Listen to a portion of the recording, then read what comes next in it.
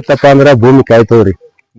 ಭೂಮಿ ಕಾಯ್ತಪ್ಪ ಅಂತಂದ್ರ ನೀರಿನ ಅಂಶ ಎವಾಪರೇಟ್ ಆಗ್ತದ ಅಂದ್ರ ಬಾಷ್ಪೀಭವನ ಆವಿಯಾಗಿ ಹೋಗ್ತದ. ಆ ಆವಿಯಾಗಿ ಹೋಗುದ್ರ ನೀರ್ ಅಷ್ಟೇ ಹೋಗುದಿಲ್ಲ, ಅದು ಇದ್ರೊಳಗಿನ ಇದ್ದಂತ ಪೋಷಕಾಂಶಗಳನ್ನು ತಗೊಂಡ್ ಹೋಗ್ತದ್ರಿ. ಅದು ಅವಾಗ ನಮಗ್ ಬಹಳ ನುಸ್ಕಾನ ಆಗ್ತದ.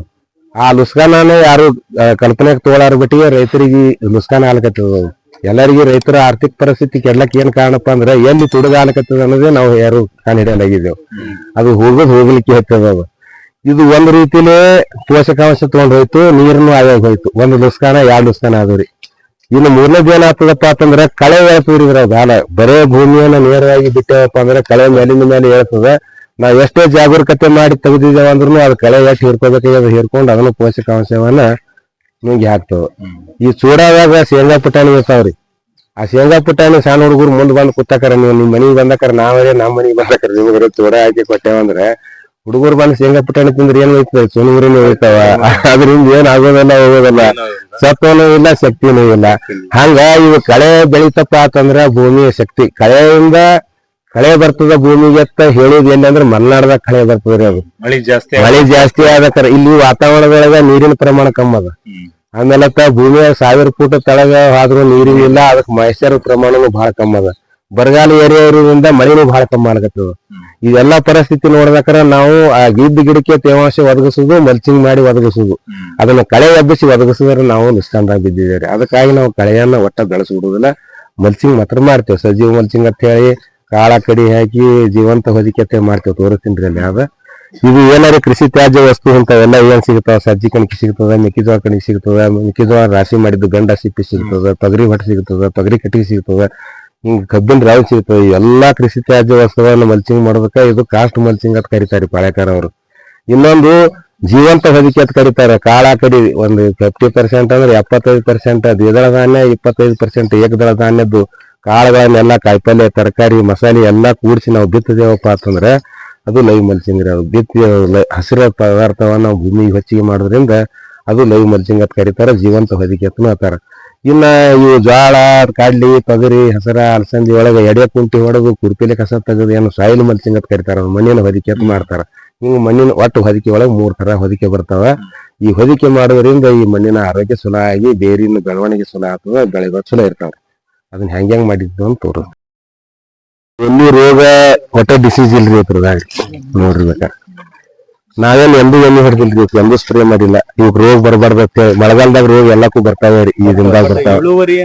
ಇಳುವರಿ ಹೈಯೆಸ್ಟ್ ಇಳುವರಿ ರೀ. ನಮ್ಮ ಇಳುವರಿನೂ ಯಾರಿಗೆ ಸಿಗಲ್ಲ, ನಮ್ಮ ರೇಟ್ನು ಯಾರಿಗೆ ಸಿಗಂಗಿಲ್ರಿ. ಅದೆಲ್ಲ ನೀವು ಕಾಗದ ಪತ್ರ ನೋಡಿದ್ರೆ ಅವ್ರು ಗಾಬರಿ ಆಯ್ತಿರಿ.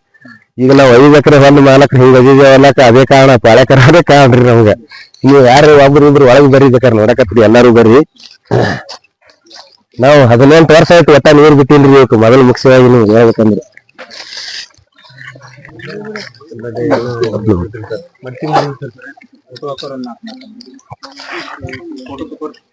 ಮಣ್ಣು ನೋಡ್ರಿ ಒಟ್ಟ ಮಿಟಿಗೆ ಆಗೋದಿಲ್ರಿ. ದಿನ ಮಳೆ ಬಂದ್ರೆ ಮ್ಯಾಲ ನೀರ್ ಹಾಕಿದ್ರಪ್ಪ ಅವ್ರ ತಾವು ತಿಳಿ ನೀರೇ ಬೀಳ್ತಾವ.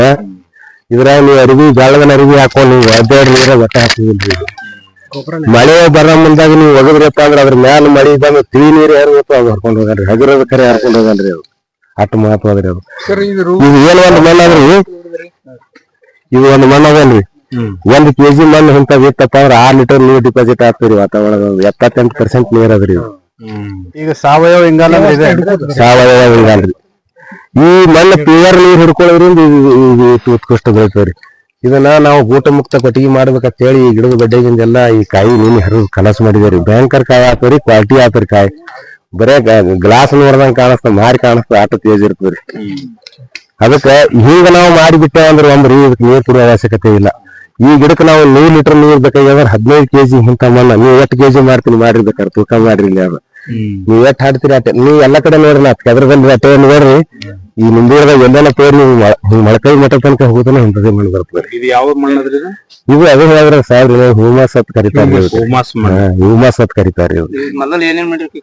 ಏನು ಮಾಡೋದಿಲ್ರಿ, ಇಲ್ಲಿ ಮಾಡಿದ್ವಿ ಹಿಂಗೆ ಮಾಡ್ಕೊತ ಹೋದ್ರಿ.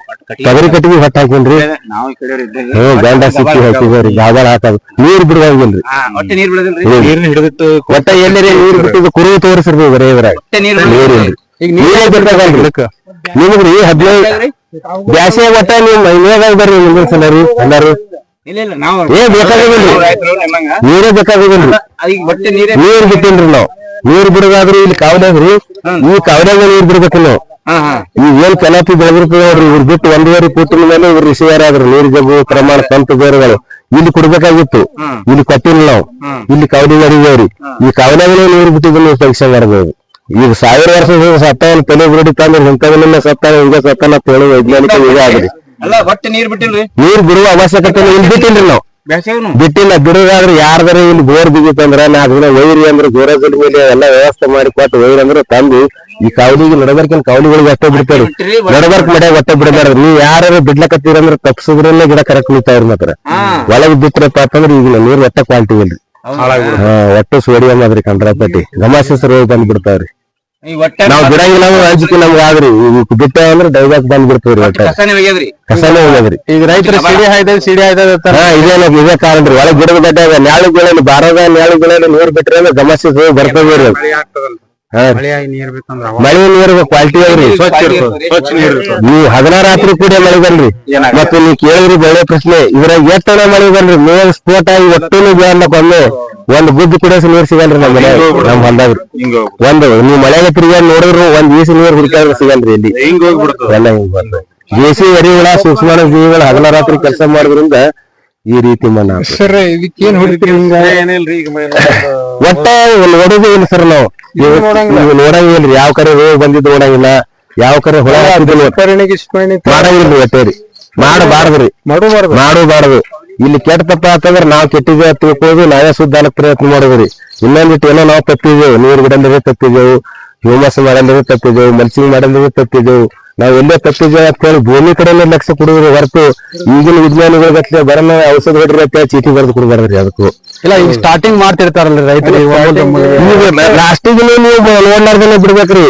ಒಟ್ಟ ಲಕ್ಷ ಕೊಡ್ಬೇಕು 4 ಸೂತ್ರದ ಕಡೆ ಲಕ್ಷ ಕೊಡ್ಬೇಕ್ರಿ ಒಂದು ಬೀಜಾಮೃತ ಮಾಡುದು ಒಂದು ಜೀವಾಮೃತ ಮಾಡುದು ಒಂದು ಹೊದಿಕೆ ಮಾಡುದು ಒಂದು ವಾಪಸ ನೋಡ್ಕೊಳ್ಳೋದು ನೀರ್ ಎಲ್ಲಿ ಬಿಡ್ಬೇಕು ಅಲ್ಲೇ ಬಿಡ್ಬೇಕು 100ಕ್ಕೆ 7 ಲೀಟರ್ ನೀರ್ ಬಿಡ್ಬೇಕ್ರಿ ಹೌದಾ ಎಲ್ಲಿ ಬಿಡ್ಬೇಕಂದ್ರೆ ಇಲ್ಲೇ ಬಿಡ್ಬೇಕಾದ್ರು ನೀವು ಬಾಯಾಗ ಹಾಕೊಂಡ್ರೆ ಒಂದ್ ಗ್ಲಾಸ್ ನೀರ್ ಹಾಕೊಂಡ್ರೆ ನೀರಡಿಕೆ ಹೋಗ್ತೀವ್ರಿ ತೆಲಿಗೆ ನೀವು ಟ್ಯಾಂಕರ್ ಗಟ್ಲೆ ನೀರ್ ಹಾಕೊಂಡ್ರೆ ನೀರಡಿಕೆ ಹೋಗೋದಿಲ್ರಿ ಅದು ನೀರು ಕುಡಿಯೋ ಬಾಯಿ ಇಲ್ಲ ಬಿಡಿ ಅದ್ರ ನೀರ್ ಇಲ್ಲೇ ಕುಡಿಬೇಕು ನೀವು ಬಾಳ ತುಟ್ಟಿ ಬೇಕಾದ್ರೆ ನಿಂಬಿಕೆ ಬರ್ಬೇಕಂದ್ರೆ ಹಿಂಗ್ ಮ್ಯಾಲ ನುಗ್ಗಿ ಗಿಡ ಬೆಳೆಸ್ಬೇಕ್ರಿ 5400 ಫೂಟ್ ಕ್ಯಾಂಡಲ್ ಉಷ್ಣತೆಕ್ಕಿಂತ ಬಿಸಿಲು ಜಾಸ್ತಿ ಆಯ್ತಪ್ಪ ಅಂದ್ರೆ ದ್ವಿತೀಯ ಸಂಶ್ಲೇಷಣೆ ಆಗುದಿಲ್ರಿ ಅದು ಯಾವಾಗ ದ್ವಿತೀಯ ಸಂಶ್ಲೇಷಣೆ ಅಂದ್ರೆ ಪ್ರತಿ ಚದರ ಒಂದು ಎಲಿ ಒಳಗೆ ಫೂಟ್ ಬೈ ಫೂಟ್ ಹಸಿರು ಎಲಿ ಒಳಗೆ ಪ್ರತಿದಿನ 400 ಗ್ರಾಮ್ ಸೂರ್ಯಪ್ರಕಾಶದಿಂದ ಕಚ್ಚಾ ಸರ್ಕಾರ ತಯಾರಾಗ್ತದ್ರಿ